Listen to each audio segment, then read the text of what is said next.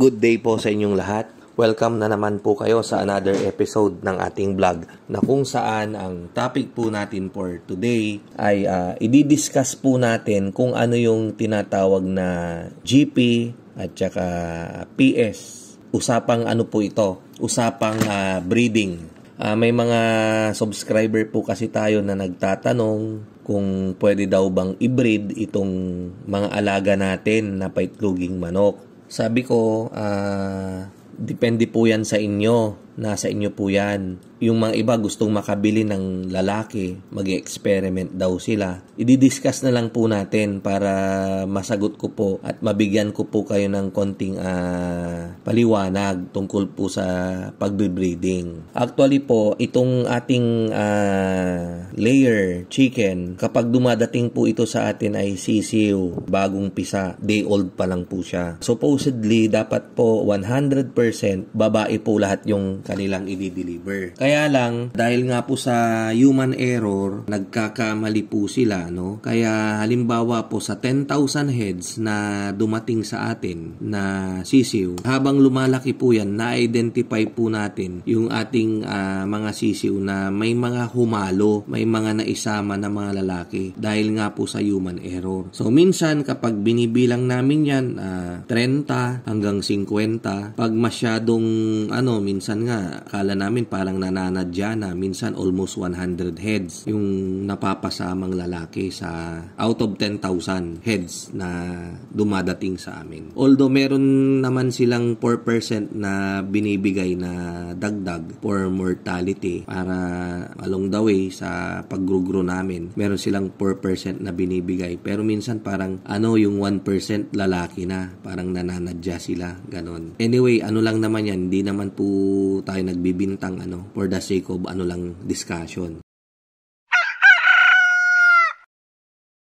Yung tungkol po dun sa katanungan na posible daw ba na kapag yung lalaki ng layer natin ay imimate natin dyan sa babaeng layer, ay possible daw ba? Well, ang masasabi ko po sa inyo, possible po, tama po, pwede po. Pag-aasawahin nyo po yung lalaki at yung babae, pwede po yan. Actually, ang ratio po ay 1:10. Isang lalaki, 10 babae. Pero pagdating naman sa yung iba ginagawa nila 1:5 lang pag sa manok. Isang tandang, 5 inahin. Tapos pag halu-haluin yan, so pag halimbawa 100 na inahin, ang ilalagay po nilang lalaki dyan ay 20 heads. So magkakalabo-labo po yan. Sila po ay magme-mate. Ngayon, ang tanong kung mapipisa ba yung itlog? Opo, mapipisa po as long as ito ay fertile. Dahil nga po may hinalo tayong lalaki, pinakawalan natin sila, wala po sila sa cages. Kapag sila ay nag-mate, mape-fertilize ni lalaki yung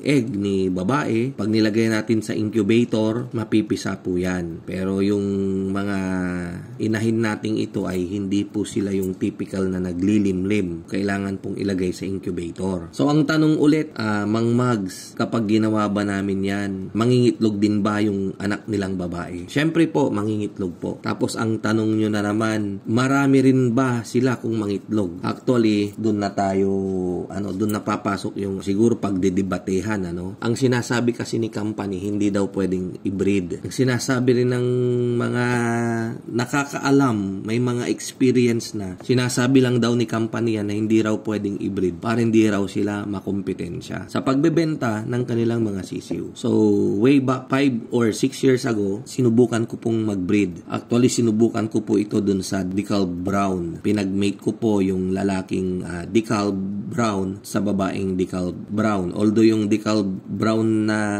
ginamit ko ay hindi po siya pure na brown. Meron po siyang medyo puti po siya na may pagka pula-pula yung mga ibang balahibo. And then, sinubukan ko rin po, nangitlog rin naman po siya ng maayos. Actually, nag-88%. Kung gusto nyong subukan, pwede naman. Kaya lang, bakit hindi ginagawa ng karamihan? Matrabaho po kasi at maproseso. So, at least, nasagot ko po yung inyong yung katanungan ng isa sa ating mga subscriber.